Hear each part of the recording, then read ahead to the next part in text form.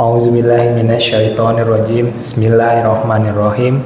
Assalamualaikum warahmatullahi wabarakatuh. Alhamdulillahirabbil alamin wa bihi nasta'in ala umurid dunya waddin. Wassalatu wassalamu asrofil anbiya'i wal mursalin wa ala alihi washabbihi ajmain. Amma ba'du. Puji syukur kita panjatkan pada Allah Subhanahu wa taala atas segala rahmat dan nikmatnya kita dapat berkumpul kembali di Mushola Al-Mushodiq dalam rangka menjalankan salah satu rangkaian ibadah di bulan Ramadan, yaitu sholat Isya, tarawih, serta witir secara berjamaah. Salawat serta salam tak lupa kita sampaikan pada junjungan kita Nabi Muhammad SAW, pada keluarganya, sahabatnya, serta umatnya hingga akhir zaman. Sebelum melaksanakan sholat tarawih secara berjamaah, izinkanlah saya mewakili DKM Mushola Al-Mushodiq untuk menyampaikan beberapa pengumuman. Yang pertama, untuk petugas yang akan bertugas pada malam hari ini adalah alhamdulillah untuk sholat Isya sudah dipimpin oleh Bapak Ustadz Tanuri. Sedangkan untuk sholat tarawih, witir serta kultum insya Allah akan dilaksanakan oleh Ustadz Fatul Anam. Adapun saudara Dede Abdul Salam akan bertindak sebagai Bilal pada malam hari ini. Alhamdulillah semua telah hadir di tengah-tengah kita. Sedangkan untuk petugas pada esok hari, untuk MC ini dari DKM tapi belum ada namanya. Kemudian Bapak Anjar Andamna sebagai imam sholat Isya dan Ustadz Hasan Lutfi Atami sebagai imam sholat tarawih, witir serta kultum. Untuk sebagai Bilal adalah saudara Handika. Mohon untuk mempersiapkan diri. Yang kedua, laporan pengumpulan infak dan sedekah pada malam sebelumnya yaitu sebesar Rp590.000, sehingga total sampai dengan malam ini berjumlah Rp7.940.000. Untuk sedekah dari yang pertama, untuk berbuka puasa di musola dari warga RT 05 RW 04 serta dari warga RW 03. Yang kedua, infak pembangunan dari hamba Allah Blok F nomor 28 RT 03 RW 04 sebesar Rp1 juta. Dan yang ketiga, para remaja Al-Mushodiq dalam rangka bagi-bagi bingkisan atau takjil untuk berbuka puasa di jalan raya. Alhamdulillahirabbil alamin. Kami mengucapkan terima kasih kepada para jamaah yang telah menyumbangkan infak dan sedekahnya. Semoga Allah membalas dengan berlipat ganda, serta kita semua selalu diberi kesehatan, kelancaran, keberkahan, dan keberlimpahan. Mari kita bacakan suratul Fatihah untuk para jamaah yang telah menyumbangkan sebagian rezekinya. Al-Fatihah. Auzubillahiminasyaitonirrajim. Alhamdulillah. Ya kana budu wa iyyaka nasta'in. Shiratal mustaqim. Shiratal ladzina an'amta 'alaihim ghairil maghdubi. Terima kasih pada para jamaah, dan akhirnya tiba sampai di acara yang terakhir. Sekian informasi yang dapat saya sampaikan, kurang lebihnya mohon maaf. Billahi taufiq wal hidayah. Assalamualaikum warahmatullahi wabarakatuh. Assalamualaikum warahmatullahi ta'ala wabarakatuh.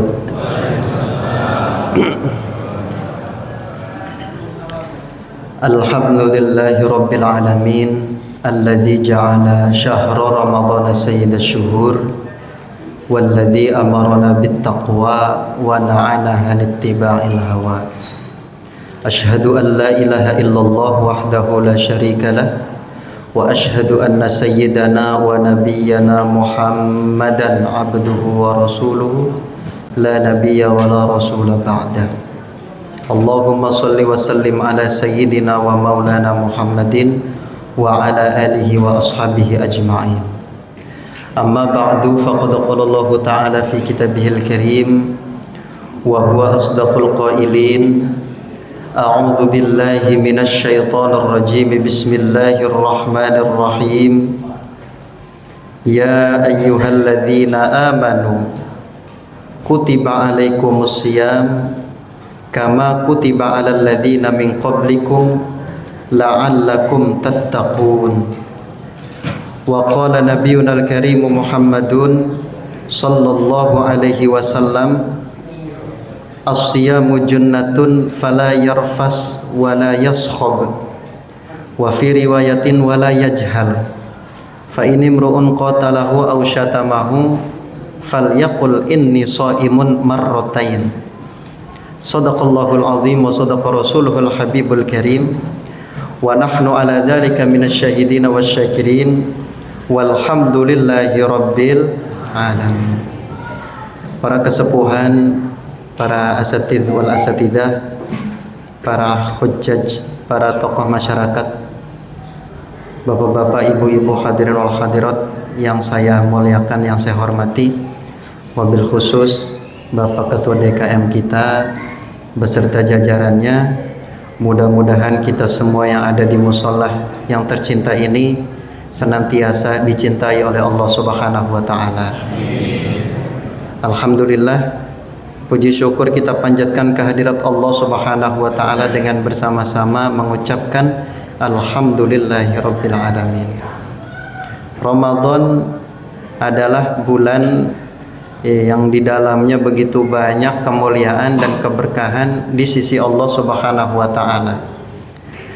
Di bulan Ramadan pula ada ibadah yang begitu sakral, sehingga saking sakralnya bagi orang yang meninggalkan akan mendapatkan hukuman. Di antara kewajiban itu termaktub di dalam Al-Quran, kata Allah, ya ayyuhalladzina amanu kutiba alaikumus syiyam. Kewajiban ibadah berpuasa ataupun syiyam dalam bahasa Arab itu sudah diwajibkan sejak orang-orang yang hidup sebelum Nabi Muhammad SAW. Makanya Allah bilang, ya ayyuhalladzina amanu kutiba alaikumus syiyam kama kutiba alal ladzina min qablikum. Kewajiban puasa ini ya sudah dirasakan oleh orang-orang yang hidup sebelum zaman Nabi Muhammad sallallahu alaihi wasallam. Atau bahasa kitanya disebut ibadah puasa. Ternyata ibadah puasa yang sering kita sebut itu bukan berbahasa Arab. Bahasa Arabnya adalah as-siyam ataupun as-shaum, yang maknanya adalah al-imsak, menahan lapar dan dahaga, menahan amarah, menahan emosi, menahan segala macam kita tahan. Itu namanya asyam atau as-shaum. Puasa itu bahasa Sanskerta, bapak-bapak, ibu-ibu sekalian. Terdiri dari dua kata, upa dan wasa. Upa itu maknanya taqarrub, wasa adalah kepada Yang Maha Esa. Disingkat menjadi puasa. Jadi puasa itu kepanjangan dari singkatan dari upa dan wasa. Berarti puasa itu maknanya adalah taqarrub ilallah, mendekatkan diri kepada Allah Subhanahu wa taala. Itu makna puasa. Lalu bapak-bapak, ibu-ibu, hadirin wal hadirat rahimakumullah, yang menjadi pertanyaan adalah apakah puasa yang diharapkan, apakah puasa yang kita jalani selama ini adalah puasa yang diharapkan oleh Allah dan Nabi Muhammad? Lalu apa tujuan puasa? Tujuan puasa itu kata Allah, satu, la'allakum tattaqun, agar kalian termasuk orang-orang yang takwa kepada Allah Subhanahu wa taala. Tentu takwa itu tidak akan terrealisasikan kalau kita buka tafsir ayat ini ya. Karena kalimat tattaqun ini terletak ataupun jatuh setelah kalimat la'alla. La'alla itu kata ilmu nahwu, ilmu bahasa Arab atau gramatikal Arab, dimaknai sebagai ataupun memiliki makna littaraji au littawaqqu, yang maknanya itu pengharapan. Jadi kalau kita mengharap sesuatu tidak kita lakukan dengan sungguh-sungguh, ya harapan itu akan sia-sia. Kita mengharapkan kekasih kita datang, kata orang Arab, la'alla kullu mahbubin wasol. Saya berharap kekasihku datang kepadaku. Ya kita, kalau kita nggak berusaha dapatin kekasih itu, ya nggak akan datang sama kita. Harus kita perjuangkan, harus kita deketin orang tuanya, harus kita ambil hatinya. Kalau kita pengen dapetin kekasih kita. Lah begitu pun dengan tatakun. Tatakun jatuh setelah kalimat la'alla, yang maknanya itu litaraji au litawaqu, pengharapan kita untuk menjadi hamba yang bertakwa, yaitu dengan melaksanakan puasa secara sungguh-sungguh. Apa puasa secara sungguh-sungguh? Apa makna puasa yang sungguh-sungguh menurut Allah dan Nabi Muhammad? Ternyata kata Nabi Muhammad, puasa yang sungguh-sungguh itu bukan hanya sekedar menahan dahaga dan lapar saja. Tapi puasa yang diharapkan Allah dan Nabi Muhammad adalah la yarfas wa la yashab wa inimru'un qatalahu aw syatamahu falyaqul inni shaimun.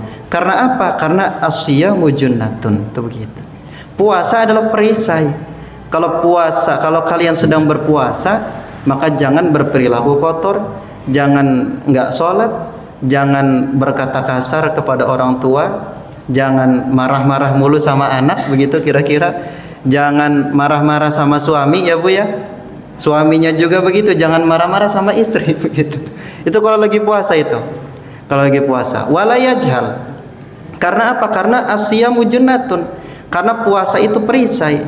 Jadi dalam bahasa Arab itu ada namanya junnah, ada namanya jinnah, ada namanya jannah. Ini 3 kalimat yang terdiri dari 3 huruf yang sama, tapi memiliki makna yang berbeda-beda. Kalau jannah memiliki makna surga, kalau jinnah memiliki makna jin, ya jamak daripada jin. Kalau junnah itu maknanya perisai, sebagaimana sabda Nabi asyamu junnatun. Jadi dalam bahasa Arab itu, kata Alfiyah Ibnu Malik yang ada 1000 bait itu, ini santri wajib hafal, itu mengatakan bahwa kullu lafdin, setiap lafad yang diawali dengan jim dan nun, jim nun yang diawali dengan jim dan nun, itu yadullu alal ghaib, menunjukkan makna ataupun sesuatu yang tidak kasat mata, tidak terlihat. Jadi tidak terlihatan. Contohnya apa? Ya contohnya jannah. Jannah kira-kira kelihatan tidak Bu? Enggak kelihatan. Enggak kelihatan kan Pak ya jannah. Surga itu belum kelihatan sama kita. Kapan kita bisa ngelihat surga? Ya mati dulu. Jadi kalau bapak-bapak, ibu-ibu pengen ngelihat surga, syaratnya harus 1, mati dulu. Kalau nggak mati nggak bakal bisa lihat surga. Itu. Jadi nggak kelihatan, jannah nggak kelihatan. Contoh lagi, janin, jim nun, nin, nggak kelihatan sama kita. Barulah ketika dilahirkan dari rahim seorang ibu, lahirlah seorang anak, barulah kelihatan manusia. Kemudian jin, jinnah, nggak kelihatan sama kita. Jin itu sembunyi-sembunyi. Jin itu ngumpet-ngumpet, nggak kelihatan, nggak kasat mata. Makanya kalau bapak-bapak ngumpet-ngumpet pulang kerja supaya nggak ketahuan ibu, berarti bapak-bapak lagi nyamar jadi jin. Bukan saya yang bilang ya. Begitupun dengan ibu-ibu. Kalau ibu-ibu diam-diam ngambil dompet suami, berarti lagi nyamar jadi jin. Jadi sama-sama nyamar jadi jin. Rumah tangga jin namanya. Karena suka ngumpet-ngumpet. Nah itu jadi tidak kasat mata. Jim dan nun tidak kasat mata. Begitupun dengan junnah, perisai. Yang dimaksud perisai itu ya takwa tersebut. Karena asyamu junnatun, kalau puasa itu adalah perisai. Bagaimana kita bisa mendapatkan predikat takwa? Ya harus dengan sungguh-sungguh. Caranya adalah la yarfas, la yashab, fa inimru'un qatalahu aw syatamahu falyaqul inni shaimun. Kalau lagi puasa jangan berbuat kotor. Kalau lagi puasa jangan marah-marah. Kalau lagi puasa jangan berperilaku bodoh. Kalau lagi puasa diajak berantem sama orang, katakanlah inni shaimun, aku sedang berpuasa. Ternyata itulah bapak-bapak, ibu-ibu, hadirin wal hadirat rahimakumullah, puasa yang diharapkan oleh Nabi Muhammad sallallahu alaihi wasallam. Memang secara ilmu fikih ya tidak membatalkan puasa. Tapi kalau kita lihat secara ilmu tasawuf, mau dikemanakan pahala puasa kita ini? Kalau kita sedang berpuasa masih marah-marah, kalau kita masih sedang berpuasa masih nggak mau ngelaksanain sholat, tidak batal sebetulnya. Tidak batal, sesungguhnya tidak membatalkan puasa. Akan tetapi kata ilmu tasawuf, mau dikemanakan pahala puasa kita ini? Kalau melaksanakan ibadah puasa masih melakukan perilaku-perilaku yang tidak dibenarkan di dalam agama. Ternyata itulah bapak-bapak, ibu-ibu, puasa yang diharapkan oleh Nabi Muhammad sallallahu alaihi wasallam. Mudah-mudahan kita termasuk daripada hamba yang diklasifikasikan oleh Nabi Muhammad, dengan sisa Ramadan yang akan kita lewati nanti, dan Ramadan yang sudah terlewati oleh kita. Mudah-mudahan senantiasa amalan ibadah-ibadah kita dicatat sempurna oleh Allah Subhanahu wa taala. Barangkali itulah yang dapat disampaikan dengan waktu yang sesuai disediakan. Kurang lebihnya mohon maaf. Wallahul muwaffiq ila aqwamit thoriq. Wallahul muwaffiq ila aqwamit thoriq wal afa minkum. Wassalamualaikum warahmatullahi wabarakatuh.